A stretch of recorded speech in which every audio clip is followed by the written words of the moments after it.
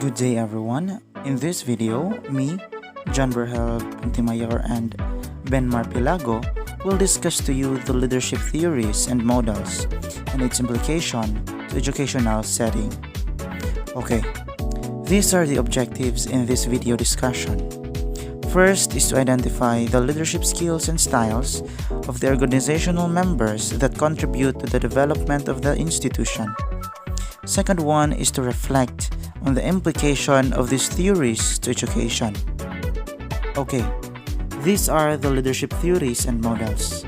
There are 7 theories of leadership that will be discussed in this video. The great man theory, the trait theory, the contingency theory or the situational theory, the style and behavior theory, the process leadership theory, transactional theory, and lastly, the transformational theory. Later on, you will know what are these theories and how it will contribute to the development of the institution. Now, let's proceed to the first theory. The great man theory. Great man. The word great man. It means to say that a person who has heroic traits, right? It says that leaders are born and not made. Okay, what this means, diba? This means that from the moment that a leader is born, he had these leadership skills already. It implies, guys, that we cannot mold a leader if that person was not born to be a leader. Alright, to add some more situation. When a mother gave birth to a child, that moment that baby is already decided to be a leader. In this theory, we cannot mold infants. No, we cannot mold infants' personalities or traits to be a leader if that infant is not born to be a leader. So that's the concept of the great man theory. Now let's proceed to the trait theory. Okay, in great man theory, it says that leadership skills or qualities cannot be acquired since it is already on the person the moment that he was born. But in the trait theory, it opined that leadership qualities can be acquired. No, it can be acquired. Maybe a person can adapt those qualities and become a leader through training and practices, of course. No, meaning they can learn those unique qualities or characteristics of a leader, even they are born without the blood of a leader. Now, the trait theory is also identified into 2: the emergent traits and effectiveness traits. Now, the emergent traits are those traits that are dependent on heredity, traits that they gain from their family, their parents, like for example, the looks, the heights, and intelligence. Now, in effectiveness traits, those are based on experience or learning, such as fundamental component of a leadership and also the charisma. So that was the trait theory. Now let's proceed to the next one. The contingency theory, or also known as the situational theory. According to this theory, there is no single right way to lead because the internal and external dimensions of the environment require the leader to adapt to that particular situation. Meaning, leaders in this theory, guys, adapt and react situationally. No? They adapt and react based on the situation. They consider factors and, of course, to respond on the situation on a proper way. Yan. It only gives also emphasis that subordinates plays an important role in defining the relationship of the organization. Now, to be effective leader, for contingency theory, a leader must be able to adapt to the situation and transform their leadership style between task-oriented and relationship-oriented. Okay. Now, the fourth one is the style and behavior theory. In this theory, it suggests that each individual has their own way of leading an organization or an institution. They may have it in unique way that many would think that it is weird, but leaders are comfortable in doing such thing. Now, for instance, a leader who like to have shorter deadlines on the task, as it will make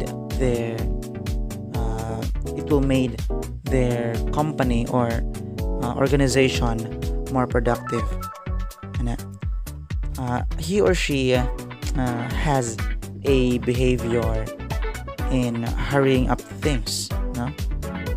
That is his or her behavior.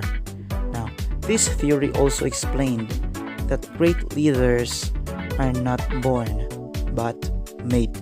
Meaning, leaders are not born with any special uniqueness, but they can be trained, they can practice, and traits that a leader must have can be taught and developed.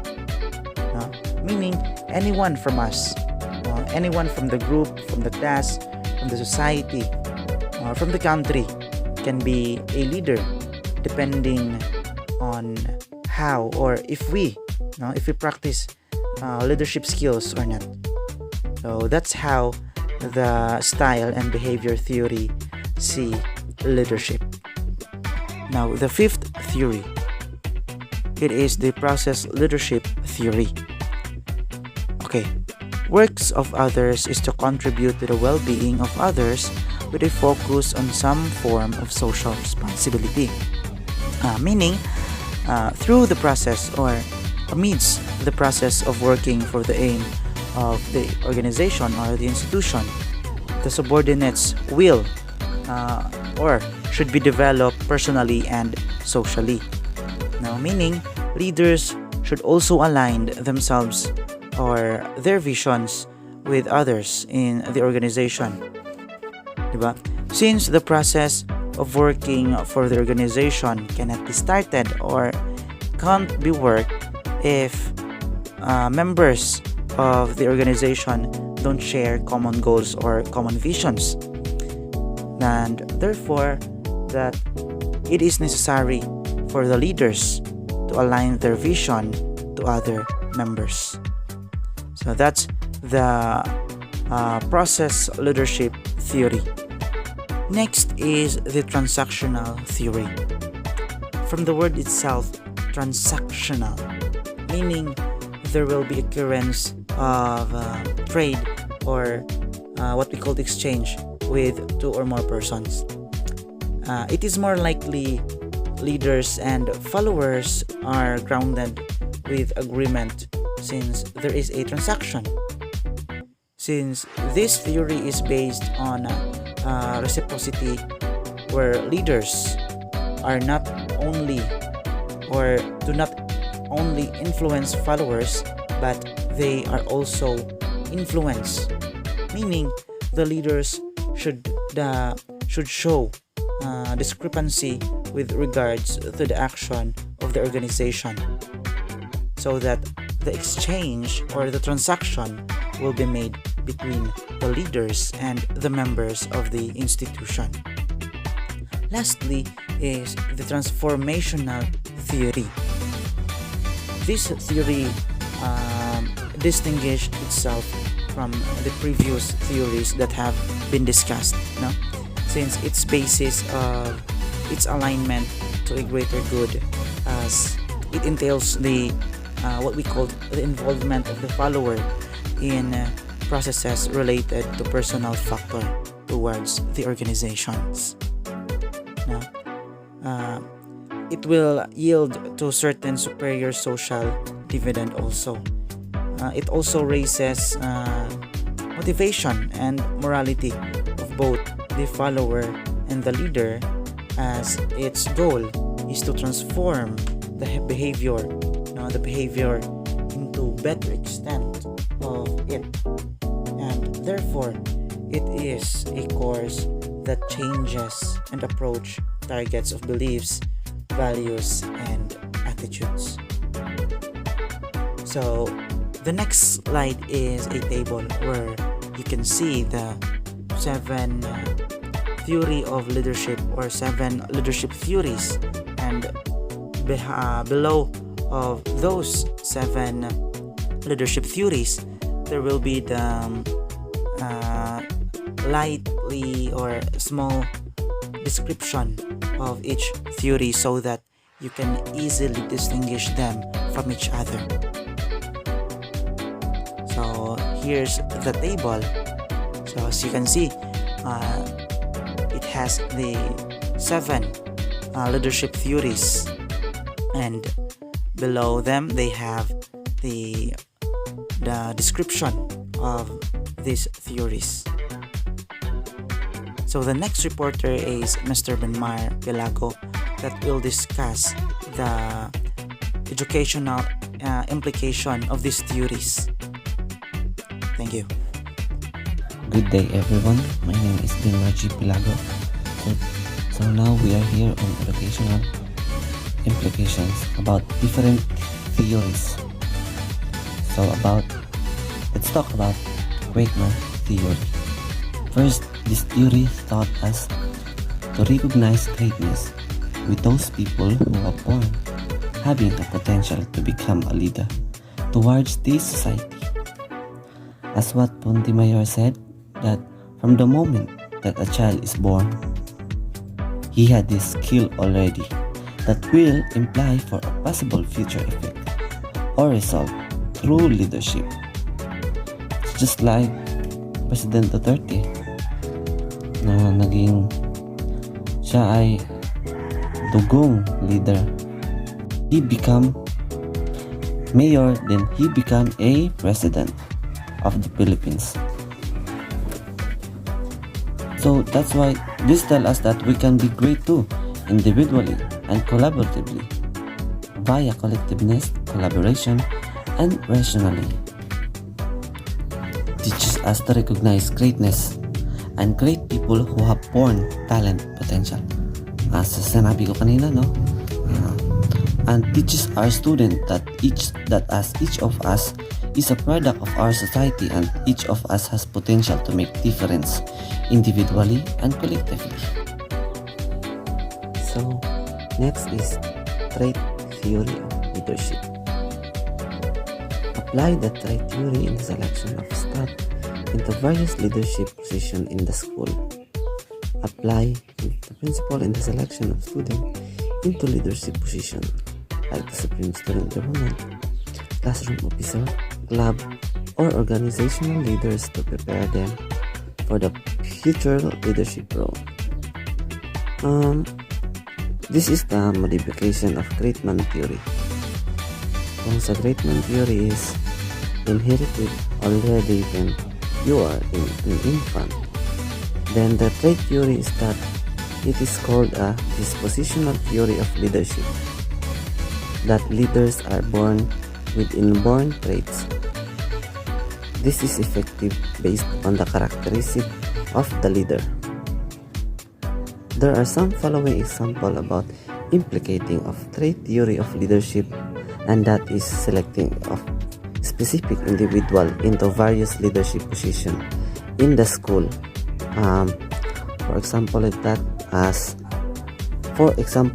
I am selected as a senior patrol leader of Boy Scout organization in my high school days. It's just like an opportunity to become a leader, to become aware to my platoon strength and weakness, and plan how to best way to develop my leadership quality. So we are now in the third one, which talk about the educational implication of the contingency theory or situational leadership theory. Adapt to the different better personalities of your student and bringing out the best in them. Situational leadership looks at leadership in different situations, and each situation that represents itself needs to be addressed differently. And for a leader to be effective, they must change his or her style to be fit those situations. To my future expectation that I will become a teacher soon, that I can use this theory to adapt the different personalities of my student and bringing out the best of them. As for the situational leader, it may of yours on how I diverse the individual in the classroom with different approaches in helping them to learn. So this allowed that myself to become the guidance of future contingent leaders. Now, there are 4 leadership style with supporting behavior and directive behavior. First is the directing, second is coaching, third supporting, and fourth is delegating. So we are now into the fourth one, behaviorist theory of leadership. School organized development programs that encourage individuals to see themselves as a leader and should help facilitate leadership acts, training, and a good environment in our school setting for our leadership qualities to develop. So, is there any educational implication in the classroom setting? Yes, there is, and the simple concept is to the variety of feedbacking, mentoring, linkage, and networking, right? Unlike in the trait theory of leadership, that it is based on the characteristic of the leader that are born with inborn traits, but the behavioral theory is that leaders are not born inheritedly with a great and trait leadership, right? But can be trained or developed. Example of that is myself, right? That is not myself that is not inherited with great leadership, but through advanced study about how to become a leader, so I acquired and learned from it with the skills of the behavioral theory of leadership. So we are now in process leadership theory. So let's talk about the educational implication of this theory. So school organized programs to focus to the anxiety of the followers, and the leader should sympathize with them, take care of, and nurture them. Leading organizations are to be the steward or servant of the vision of the school and not a servant of the people within it. So from the word itself, process, it means that process leadership is an event that depends on the interaction between the leader and the follower. It is like the leader should be free to everyone, that ruling them with the restrictions to the people with special qualities only. And rin ako nakita ang sarili like that how to be a great leader I am, especially in my high school days, facilitating the best I can do through interactions, and that those interactions at what are makes me to become an effective leadership. So we are now into the fifth one, which called about transactional leadership theory. Contractual agreements as principal motivators and use extrinsic rewards toward enhancing student motivation. Application to educational setting varies from situation to situation and context to context. Although transactional leaders utilize transformational strategies and at appropriate moments, they mostly motivated subordinates by means of predicting the future and depicting the vision.